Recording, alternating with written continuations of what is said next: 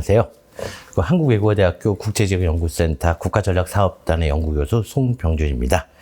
제가 이제 이때까지 4부까지 이제 오게 되었는데요. 1부, 2부, 3부에서 이제 코카사스 3개국의 이해, 그리고 조지아, 아르메니아, 아제르바이잔 각 그 부마다 이렇게 그 강의 내용을 달리해서 했는데, 최종적으로 아제르바이잔에 대해서 말씀드리도록 하겠습니다. 그래서 이제 제목은 이제 석유와 이제 에너지와 그리고 뭐 나고르노 카라바흐 이제 분쟁 지역을 이렇게 이제 역시 또 긍정과 부정이 교차하는 그 이슈를 두 개를 묶어서 소제목으로 설정을 했는데요. 그래서 오늘은 그 아제르바이잔에 대해서 첫 번째는 이제 아제르바이잔의 그 전반적인 개황이랑 역사에 대해서 말씀드리고요. 또 아제르바이잔이 문화적으로 그렇게 크게 여타 코카사스 2개국 조지아랑 아르메니아만큼 그렇게 문화적으로 크게 융성하고 널리 알려진 건 그렇게 많지 않습니다. 그런데 이제 가장 이슬람 국가에서 그 경제 발전이 가장 앞서 있고, 그리고 지금 폭넓게 아주 골수 여타 중동 지역처럼 그 폐쇄적인 이슬람 국가가 아니라 굉장히 그 세속적이면서 개방적인 이슬람 국가거든요. 그래서 그런 의미에서 문화적인 어떤 측면 한번 보도록 하고요. 그리고 또 아르메니아는 또 조지아랑 아르메니아랑 달리 그 독립 이후에 91년 독립 이후에 중앙아시아 여러 국가들과 유사하게 그 부자가 30여 년, 알리예프 부자가 그 30여 년 넘게 통치를 하고 있거든요. 권위주의 그 국가로 그 국제사회에서 인권 유린이나 이런 측면에서 이제 비난을 많이 받고 있습니다. 그래서 이런 측면에서 정치적인 그 환경, 그리고 아제르바이잔 하면 불의 나라, 즉 석유의 나라라고 하거든요. 그래서 그 지구상에서 석유가 상업적으로 최초로 개발된 곳이 그 중동 사우디아라비아도 아니고요, 바로 아제르바이잔입니다. 그래서 그 아제르바이잔을 그렇게 점령을 하려고 했던 게 독일, 2차 독일도 마찬가지고요. 그걸 지키려고 했던 게 소련이고요. 그 아제르바이잔의 석유를 탐내갔고요. 이게 국제 정치에서 국제 그 군사적인 대치에서 굉장히 큰 역할을 했던 게 아제르바이잔의 그 석유입니다. 그래서 이 얘기랑 그 현대에 이르러서 아제르바이잔의 석유 산업, 그게 화랑, 그리고 최종적으로 제가 그 아제르바이잔 영토에 있는 나고르노 카라바흐가 그에 대해서 내 영토 안에 내 땅이 있지만 내가 지배를 못하고 들어가지는 못해요. 그게 왜? 아르메니아가 지배하고 있거든요. 그래서 그 땅을 되찾기 위해서 두 번에 걸친 전쟁에 대해서 설명을 드리도록 하겠습니다. 그래서 요거 먼저 아제르바이잔 요거를 먼저 지도를 잠깐만 제가 먼저 보시면서 켜놓고요.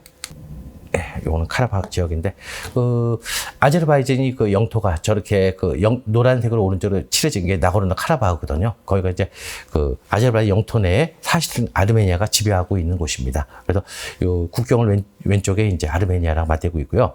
그 아르메니아랑 달리 아제르바이잔 그 이슬람 국가거든요. 그래갖고 그 아제르바이잔은 국면 자체가 사실 그 어디서 유래했냐 하면은 그 이란이 원래 이제 그 고대 이란이 이제 조르아스터교 불을 숭배하는 그런 이제 그 종교잖아요. 그 이란의 오랜 페르시아의 지배를 받아갔고요. 아제르바이잔은 영토명, 그 국토 이거 나라명이 그 조르아스터교에서는 불의 나라, 신성한 불의 나라라는 의미를 갖고 있다고 합니다. 그래서 그 정도로 그 화산 활동이 활발하고 그 석유가 많이 매장되는 곳이 이제 국명만 보더라도 아제르바이잔 알 수 있고요.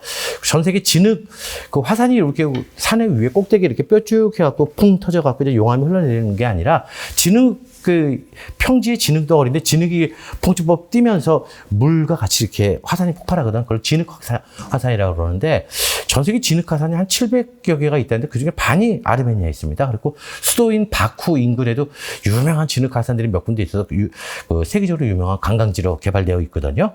그래서 아까 그 지도를 잠깐 제가 너무 빨리 넘겼는데, 또 아제르바이잔이 영토 내에 나고르노 카라바흐는 지배를 못하고 또 아르메니아 너머에 나흐체바이라는 고립 영토가 또 있습니다. 여기에. 그래서 국토가 두 개가 분할되어 있는 곳이고요. 다시 한번 그거는 좀 이따 나고르노 카라바흐 분쟁에 말씀드리도록 하겠습니다. 그리고 그 수도 바쿠는요, 그 코카사스 지역의 제일 큰 도시예요. 그리고 아제르바이잔이 석유로 이제 부자 나라가 되면서 그 동서 교통에 아주 요충지가 되었습니다. 그리고 항구 도시이기 때문에 카스피해랑요, 물류의 중심지이고 또 석유 산업이 중심지고, 그러면서 바쿠가 세계적으로 굉장히 크게 성장한 도시고요. 2018년도인가요? 그 몇 년 전에 유로파 리그 결승전을 바쿠에서 해갖고 유럽에도 한번 크게 소개된 적이 있죠. 그래서 그러기도 하고 또 최종적으로 아제르바이잔과 터키는 민족적 언어적으로 굉장히 유사합니다. 그래서 그 양국은 One Nation, Two State라고 할 정도로 두 개의 나라가 민족적으로 언어적으로 유사하지만 그 같은 두 개의 체제를 이루고 있다는 거고요. 그리고 조지아랑 아르메니아랑 달리 아제르바이잔의 역사는 굉장히 짧습니다. 1000년 이후 1067년에 셀주크 투르크가 이제 터키가 중앙아시아에서 서서히 이동을 하면서 그 일파가 세운 나라가 아제르바이잔이거든요. 그래서 불과 공적인 역사는 1167년이니까 그 벌써 기원전 6000년부터 사람이 거주했던 조지아나 그 아르메니아랑 역사적으로 굉장히 큰 격차가 있죠. 그리고 그 뒤에 역사는 그 코카스 삼국이 다 유사합니다. 몽고의 지배를 받고 또 이후에 아랍의 지배를 받고 페르시아의 지배를 받고 또 러시아의 지배를 받아서 그 1920세기 초에 잠시 독립을 했어요. 역시 나머지 코카스 두 개 국가 같이 독립을 했는데 바로 또 그 소련이 진주하면서 소련 공산화가 돼갖고 92년도에 그 독립을 해서 곧바로 또 아르메니아와 전쟁을 치렀습니다. 그 뒤로 94년과 99년에 각각 그 대규모 석유와 천연가스가 발굴이 돼갖고요.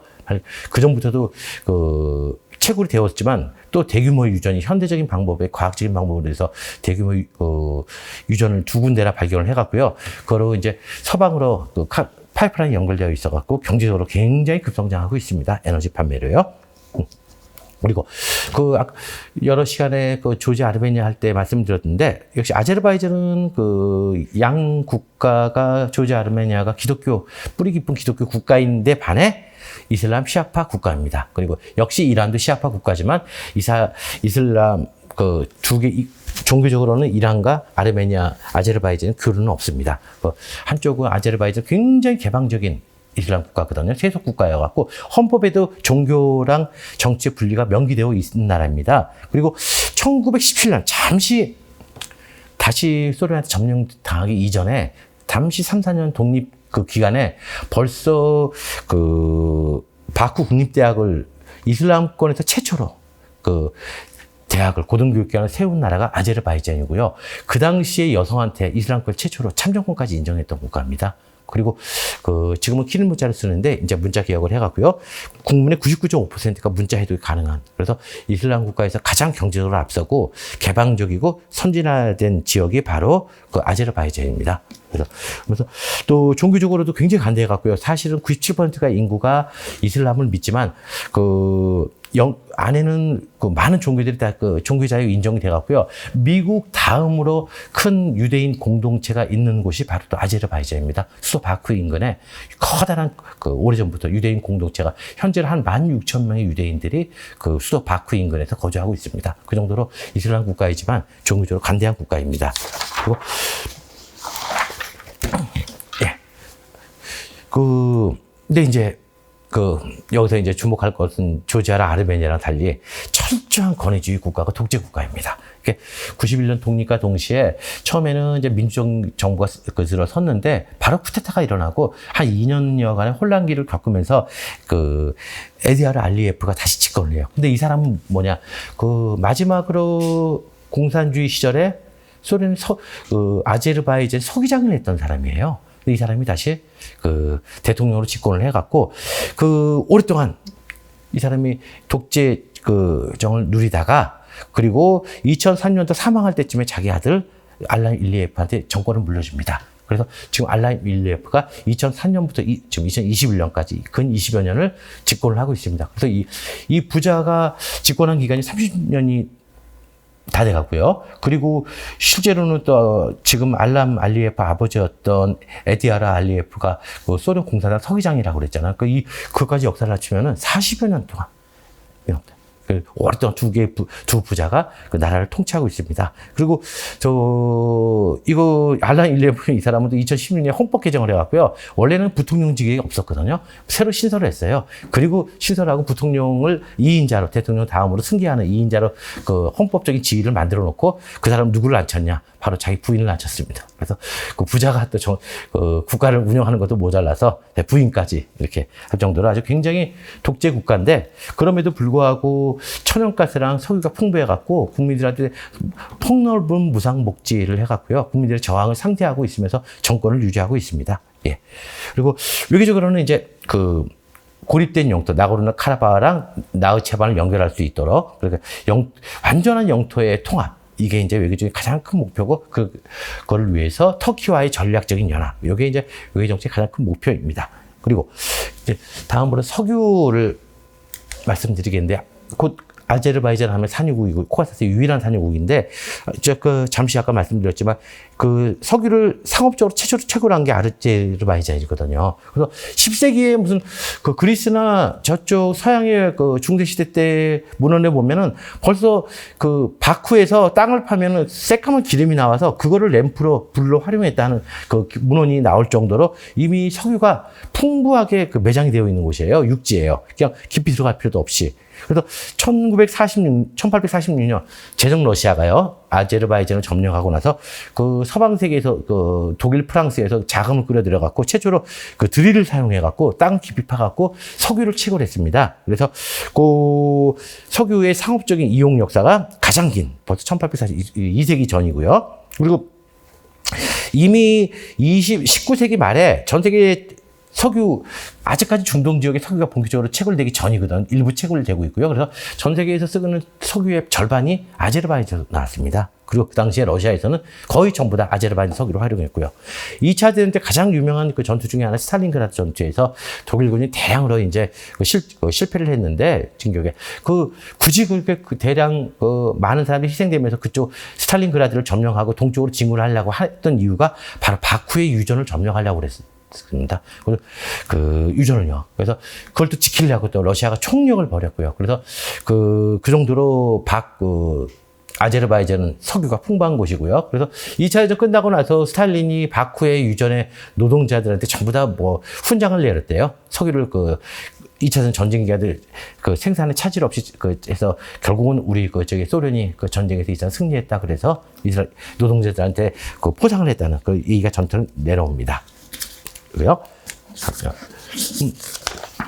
그리고 현대에 이르러서 에너지가요, 지금 아제르바이잔이 잘 살게 된 이유 중에 사실은 석유랑 천연가스 이게 판매 수익이 수출의 70에서 80인데 일부 정유공장도 운영하고 있기 때문에 2차 판매까지 하면요, 완제품까지 하면은 수출의 90%가 넘어요. 그러니까 사실은 거의 전부 다 그냥 관광과 에너지, 일부 관광, 나머지 90%는 석유랑 천연가스에 의존하는 국가라고 할 수 있겠습니다. 그래서 노르웨이랑 유사하게 국영 석유 기금을 만들어서 요걸 모아서 후대에다 이제 국가 번영을 위해서 쓰기 위해서 석유 기금도 충당을 해갖고 이제 국부 펀드죠. 그걸 운영도 하고 있고요. 20세기 이제 들어서 석유가 2차 대전 때도 많이 발굴이 됐지만 현대적인 어떤 기술에 의해서 석유가 본격 시굴된 건 94년과 99년입니다. 현대적인 의미에서 이제 산유국이 된 거는 91년 독립한 94년도에 BP랑 우리가 잘 아는 엑슨모빌 전 세계 에너지 기업들이 거의 다 참여했어요. 그래갖고 그 전까지 석유는요, 바쿠 인근의 육지에서 나왔어요.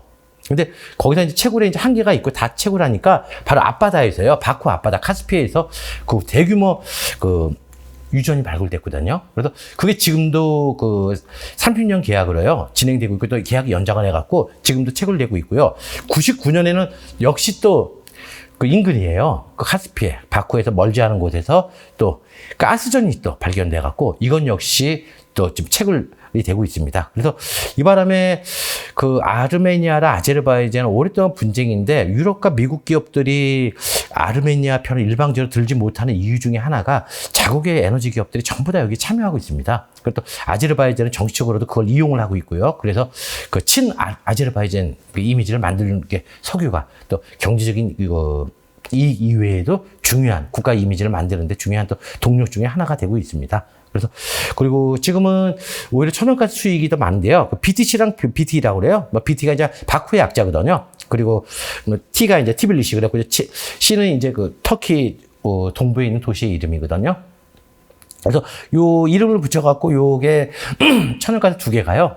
그 터키로 연결되어 있습니다. 하나는 송유관, 그래서 기름이 가고요. 하나는 또 천연가스가 가는데, 그 재미있는 거는 그 직진으로 하면은 바로 왼쪽으로 쭉 서쪽으로 가면은 터키랑 연결이 되는데, 아르메니아랑 적성국 국경이 폐쇄되어 있어갖고요. 디귿자로 돌아가서 그 위로 올라가서 북쪽으로 올라가서 그 조지아를 경유해서 다시 또 내려와서 이렇게 디귿자로 아르메니아를 경유해서 이게 서방으로 파이프라인이 건설되고 있고, 지금도 하나가 또 또 새롭게 또 좀 공사 중에 있습니다. 이게 이제 국부의 기반입니다. 여기서 이제 전체 수출의 90%가 요 두 개의 요 파이프라인을 통해서 서방으로 수출이 돼 갖고요. 그 유지가 되고 있습니다. 그리고 세 번, 이제 이번 시간에 제일 하이라이트요. 제일 중요한 거, 여러분들 잘 아시는 나고르노 카라바흐 분쟁에 대해서 말씀드리도록 하겠습니다. 이게 지도를 펴놓겠습니다. 나고르노랑 카라바흐랑 이제 별개의 그 지명인데, 이걸 두 개를 묶어서 나고르노 카라바흐라고 하는데, 바로 아제르바이잔이랑 아르메니아 그 분쟁의 큰 원인인데요. 아제르바이잔 그 역사적으로 왜 이런 문제가 발생했느냐? 바로 그 제정 러시아 때부터입니다. 원래 나고르노 카라바흐 그쪽 지역은요, 반건조 지역이에요. 그리고 그 아제르바이잔 사람들이 수도 바쿠가 동쪽 해안가에 있거든요. 거기다 사람들이 몰려 사는데, 요 지역은 산맥, 산이 험준한 산맥이고 농사도 잘 안 되고 일종의 사람이 살기가 좀 좋지 않은 곳이에요. 그래서 역사적으로도 아제르바이잔 사람들도 그렇고 아르메니아 사람들도 잘 안 살던 곳이에요. 그래서 어느 국가가 우리 땅이다, 우리 마치 뭐 간도나 그 전에 중국과 한국과의 분쟁 듯이 그렇게 사람이 희소하게 살고, 어느 국가가 역사적으로 우리 땅이다 하기가 좀 귀속을 하기가 굉장히 모호한 지역이거든요. 그런데 전통적으로 아르메니아 사람들이 많이 살았어요. 그런데 1920년 이제 스탈린이요. 소련을 코아스 한국을 점령하면서 일부러 민족 분리 정책, 우리도 그 고려인들이 그 민족 간 유대를 막기 위해서 중앙아시아로 대폭 강제 이주를 시켰잖아요. 같은 논리로요. 여기서 이들 민족 간 코아스 3개 민족 간 이거 연계를 막기 위해서 일부러 거기에 아르메니아인들이 많이 사니까 아르메니아 영토를 해야 되는데, 그때까지도 그 국경선이 정확하게 그어지지가 않았거든요. 근데 그거를 일부러 아제르바이잔 영토로 합니다. 그리고 대신 아르메니아인들이 살고요. 소련 시절에요. 또 제정 러시아 때도 그런 식으로 했고요. 제정 러시아 때는 그 아르메니아가 기독교 국가니까 남쪽과 동쪽에서 이슬람 세계를 막는 방패 역할을 해야 된다. 그래서 대규모로 또 아르메니아인들을 그쪽으로 이동시키기도 했어요. 제정 러시아가요. 그래서 이런 역사적인 요인에 의해서 이런 분쟁 당사국 민족 간의 분쟁이라기보단 소련의 어떻게 보면 민족 분할 정책의 그 여파거든요. 현재도 그러한 정책이 지속되고 있거든요. 그래서 역사적으로 그런 연원이 있고요. 현재도 푸틴이 그 원하는 코사스의 삼개국 간의 동맹을 막는 겁니다. 철저하게요. 그래서 일부러 분쟁을 조장하는 측면이 있고요. 긴장을 조성하는 측면이 있거든요. 그래서 2020년도에 아르메니아랑 아제르바이잔 전쟁 때는 아무도 지원을 안 했어요. 일부러 아르메니아가 패하도록 놔뒀어요. 그래갖고 나중에 평화 유지군 지금 한 13,000명인가를요 바로 지금 주둔하고 있어요.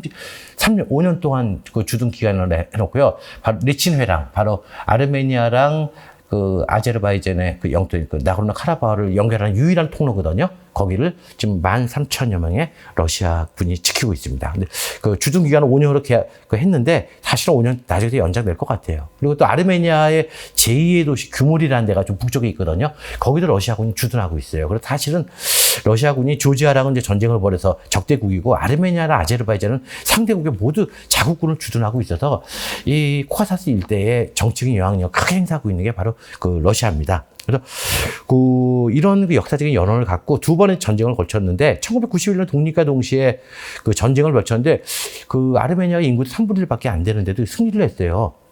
압도적인 승리를 했거든요. 아제르바이잔이 이겼고 1차 전쟁에서는요. 원인이 뭐냐면 바로 일리예프가 정권을 잡기 전에 2년여간의 독립 후에 혼란기였거든요. 아제르바이잔이요. 그래서 제대로 대외 적을 방어할 수가 없었어요. 내부적으로요. 그래서 그런 틈을 틈타서 아르메니아가 전쟁에서 압도적인 승리를 거두었고요. 저기 노랗게 칠해져 있는 나고르노 카라바흐 지역이요. 거기 이외에도 외곽 지역, 7개의 외곽 지역까지, 7개 외곽 지역은 순수하게 아제르바이잔 영토인데 완충지대를 놔둔다. 그래서 7개 외곽 지역까지 점령을 했거든요. 91년 전쟁을 통해서 7개 외곽, 나고르노 카라바흐랑 인근을 둘러싸고 있는 7개 지역까지 점령을 해서 7개 외곽 지역은 완충지대로 놔두고, 바로 리친 회랑 아르메니아 본토랑 연결할 수 있는 거기도 아르메니아인들이 확보를 했거든요. 자기네들이 이제 통로로 활용할 수 있도록요.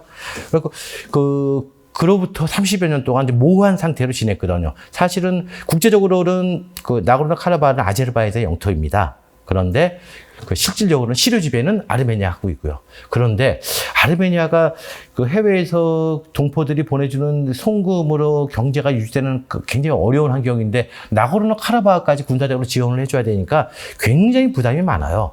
아르메니아 입장에서는요. 상업적으로부터 가치가 있는 땅도 아니고. 그럼에도 불구하고 만약에 아르메니아 입장에서 나고르노 카라바흐를 뺏기면은 아르메니아는 20세기의 제노사이드의 희생자로서 터키나 아제르바이잔을 같은 민족으로 보고 있거든요. 같은 적으로 보고 있거든요. 만약에 그러면 수도 예레반이랑 바로 터키가 동쪽에서 쳐들어올 수가 있다. 아제르바이잔 경우에서. 그래서 나고르노 카라바흐는 국가의 생존을 위해서 우리가 반드시 사수해야 되는 곳으로 이렇게 이제 당위성을 내세우고 있습니다. 그래서 1차 대전을 끝 91년도 전쟁으로 승리를 하고 아라차르 공화국을 만들어 놓고요. 공산 정권의 위성 정권이죠. 그래갖고 아르메니아 사람들을 이제 대통령으로 만들어 놓고 일종의 독립공화국을 아무도 인정하지 않는 공화국을 만들어 놓고 아르메니아가 지원을 해줬는데 이번에 이제 그 바람에 그쪽 외곽 지역 7개 지역이랑 살고 있던 100만 명이 넘는 아제르바이잔들이 전부 다 이제 아제르바이잔 본토로 이주를 했거든요. 그래서 승리를 하고 30여 년 동안 유지가 됐는데 바로 2020년이요. 2020년 여러분들 신문지상에 많이 나왔는데 코로나 팬데믹 와중에 2020년 9월에 30년 동안 벌렸어요. 아제르바이잔 영토를 찾으려고요. 왜 우리 땅에서 우리가 이제 아르메니아보다 훨씬 잘 살고 석유도 나오고 그래서 군사력도 우위인데 왜 이 땅을 뺏지 못하냐는 게 그게 일리에프 정권의 아주 아킬레스건입니다. 30여 년 동안 벼렸거든요. 그래서 선전포고 없이 전격적으로 나고르노 카라바흐를 침공해갖고 단 6주 만에요. 외곽 지역, 나고르노 카라바흐를 완충지대로 삼았던 외곽 지역, 7개 지역을 완전히 빼앗고요. 나고르노 카라바흐랑 아르메니아 본토랑 연결되어 있는 쬐끔은 아주 회랑도 점령을 했고요. 나고르노 카라바흐 지역은 사실상 한 3분의 1 정도를 뺏었습니다. 전부 다 나고르노 카라바흐까지 점령을 할 수가 있었는데 이건 또 나중에 또 거기에 남아있는 아르메니아인들의 문제가 있고요. 국제사회적 문제가 있기 때문에 나고르노 카라바흐 지역은 3분의 1 정도만 점령하고 러시아의 중재로 평화협정을 맺어갖고 불안정하게 전쟁이 종료된 상태입니다. 그래서 현재도 지금은 나고르노 카라바흐에는요. 나고르노 카라바흐에는 저 노란 영토요. 3분의 1 정도가 이제 완전히 뺏겼고요. 아제르바이잔한테. 그리고 3분의 2 정도가 아르메니아에 한 약 20만 명 정도가 있습니다. 정권을 유지하고 있어요. 겨우 이제 러시아랑 아르메니아 도움을 받고요. 그런데 이게 좀 불안정한 전쟁은 없지만 평화도 없는 상태거든요. 그래서 다시 또 군사력을 증강해갖고 아제르바이잔이요. 나고르노 카라바흐를 완전히 점령할 날이 곧 올 거다 하고 많은 국제 분쟁 전문가들이 예상하고 있습니다. 그래서 아르메니아는 이에 대항해서 나고르노 카라바흐를 지켜야 되는데 사실은 그걸 지킬 국력이 안 돼요. 그리고 이번에 나고르노 카라바흐 2020 전쟁에 딱 한 가지만 더 거론하고 싶은 건 포스트 모던 월이라고 그래갖고요. 완전 전쟁의 역사를 바꿨습니다. 이라크 전쟁의 또 어떤 패러다임을 바꿨듯이, 이번에 나고르노 카라바흐 2차 전쟁이요. 6주만 간에 진행된 전쟁에서는 드론이 살짝 승리를 했어요. 이스라엘에서 수입 기술을 들여와서 터키에서 제작한 드론이요. 아르메니아 군사력을 완전히 초토화시켰어요. 사실은 아제르바이잔 지상전에서는 아르메니아군한테 밀려요. 아르메니아 군사적으로나 무기나 이런 거 열악하지만 하여튼 전쟁에 대한 어떤 영토 사수에 대한 의지는 굉장히 강하거든요. 근데 지상전을 하면은 어디가 승부를 장담할 수가 없는 그런 상태였는데 드론으로 폭격을 해갖고 아르메니아의 관공서랑 군사시설 거의 90%를 파괴하고 전쟁이 시작됐어요. 그래서 제대로 총 한 발도 제대로 못 쏴보고 아르메니아가 패전을 하게 됐거든요. 그래서 요 전쟁사에서라도 기념비적인 앞으로 일어날 국지전이나 세계대전의 역사를 바꿀 아주 기념비적인 전투라고 할 수 있겠습니다. 이상으로 이제 제가 4주짜까지 진행했던 아제르바이잔의 최종적인 나고르노 카라바흐 전투까지 해갔고요. 4주 동안 강의를 진행했습니다. 그래서 조지아, 아르메니아, 아제르바이잔 이 3개국을 저희가 이제 대략적인 문화나 역사적인 정치적인 그 환경, 그리고 이제 이들 국가들이 안고 있는 민족 문제, 전쟁 문제, 영토 문제를 같이 이렇게 발표를 했는데요. 여러분들이 좀 우리나라에서 이 3개국에 대한 관심이 굉장히 적어서요. 사실은 한국 대사관이 설치되어 있는 곳이 아제르바이잔밖에 없습니다. 그리고 조지아는 그 아제르바이잔 분간이고요. 한국 대사관 분간이고, 아르메니아는 러시아. 주 러시아 한국 대사관 분간이에요. 하루빨리 여기도 이제 대사관들이 설치돼야 되고, 이들 국가들과 교류도 좀 활발해야 되고, 사실은 이들 국가 인구를 다 합쳐봐야 2천만도 안 되고 그 경제적으로 열악한 곳이지만, 유럽과 아시아를 최단 기간의 그 시간과 경로를 잇는 곳이 바로 코카사스 3국입니다. 이런 측면에서 이들 국가들이 오랫동안 지배를 받은 이유도 바로 그러한 이유거든요. 그래서 우리가 그 북방 외교를 펼치고요. 북방으로 진출하고 그 유럽 국가에 진출하기 위해서 반드시 거쳐야 되는 곳이 바로 코카사스 3국이거든요. 이런 측면에서 우리가 이들 국가와 관계도 심화할 필요가 있고, 연구와 또 이해가 폭이 넓어져야 될 필요가 있다고 생각합니다. 이상으로 그 4주차까지 걸쳤던 강의를 마치도록 하겠습니다. 예, 감사합니다.